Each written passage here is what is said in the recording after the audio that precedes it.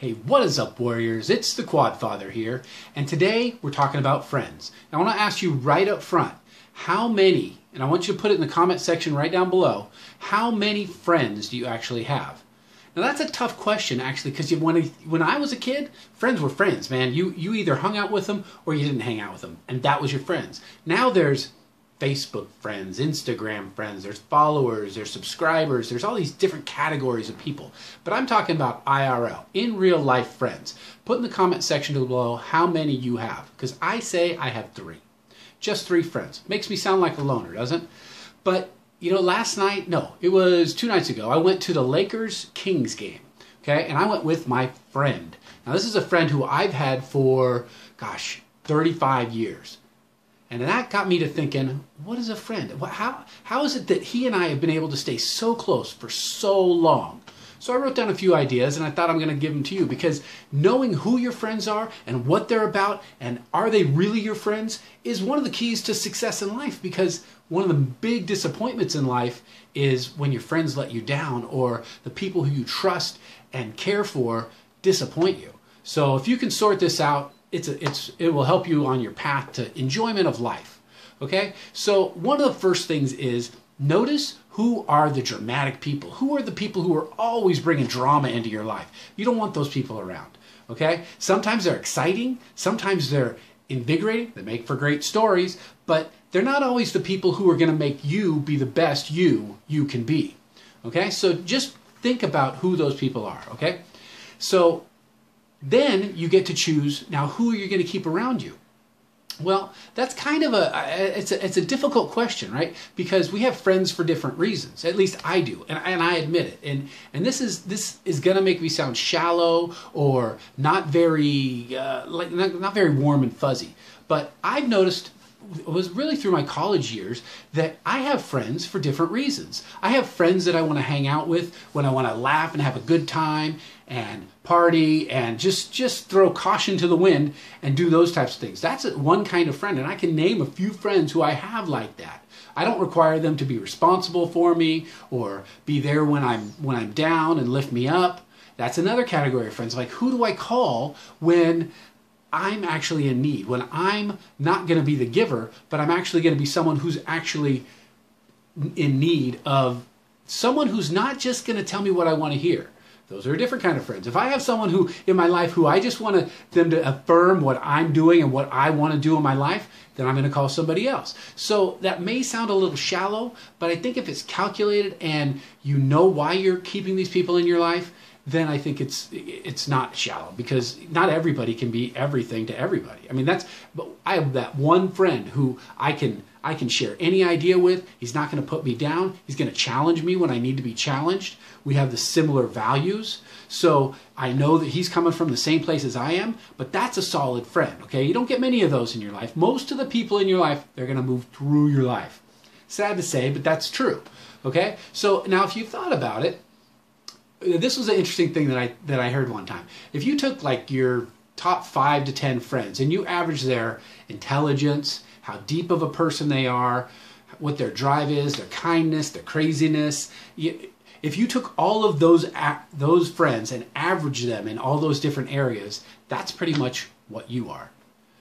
Which was a sad point, because I think some people I'm much smarter than, some people I'm way less smarter than, or dumber than, if you will. And if you average all of them, like, okay, was that the description of me? Well, I'll tell you, if you've got a goal and you want to reach something, then you're going to keep people who are excellent at that task, or that, let's say it's studying, let's say it's school, okay? The best grades I ever got in school was when I decided to hang out with the smart people. Not the people that I had an easy time with, not the people that I laughed with. I did that with them. I actually, when I got to know them, I was like, wow, these are regular people, but I just knew them as the smart kids, okay? The best grades I ever got was when I spent more time with them. So that's, again, back to the kind of the utility friend. You know, if you want to be good at something, oftentimes when you're hanging out with them, we get intimidated. A lot of people are jealous of people who do really well in a certain area that they want to do well in. Well, that robs you of the opportunity to be good at something. Because let's say you want to be a great athlete, or you want to be a great school person, or great at chemistry, or great at, I don't know, just being a good person. Then hanging out with those people is going to make you better. And if you're jealous of them, and if you tear them down and don't want them to be good at what they're good at, then you're missing the opportunity to be inspired by them. I have friends who are just type A and just go after things, go after things, go after things. And when I want to get things done, that's who I hang out with. That's who I talk to. That's who I get on the phone or text or whatever when I really want to have inspiration. So check out who you are hanging out with, and what you get from them. Okay, that will make you a better person and be the person you want to be. Okay, so I don't assume that I always know everything, and it's okay for me to not know everything. Heck, I'm still learning, and I'm almost 50 years old. If I think that I know everything, and nobody else can be better than me, or nobody else can be right when I'm wrong, then I lose the opportunity to learn. Unfortunately, it can be a little humbling, because you have to admit that you don't know stuff. You have to admit that you need help. You have to admit that maybe you're mistaken in your beliefs. But if you're okay with that, if you're solid in who you are, then you can go, yep, I'm wrong with that. Yep, I was way off base. Yep, I'm sorry, I made a mistake. I was wrong. That's a huge skill. And you know what? Those are the type of people I want to be around. The people who can admit what's going on with them, the people who apologize when they make a mistake, not try to blame it on everybody else and tell it's how it's not their responsibility. Because if I'm doing that, then I expect that out of the people in my life. Okay? So in summary, keep the people around you who inspire you to do your best. Check out why you're hanging out with someone. If they're treating everybody else badly, and they're gossiping, and they're talking crap about everybody, then odds are, as no matter what you want to believe, they're going to do that about you eventually, or maybe they already are. Because everybody has, Charles Manson, you may not know him, a a legendary mass murderer, a guy who organized people. You know what? He has a fan club. So the fact that people are nice to their friends, or nice to their loved ones, not exactly something that I'm interested in, because everybody's nice to the people who are nice to them. Everybody's nice to their family at one time or another. So judge people by how they treat the people that they don't need to get anything from.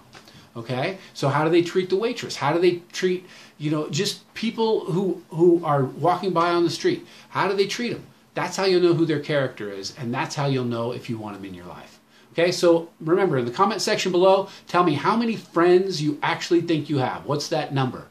And in summary, this is Quad MFT's father, Quad Father, your friend, and I'll see you later.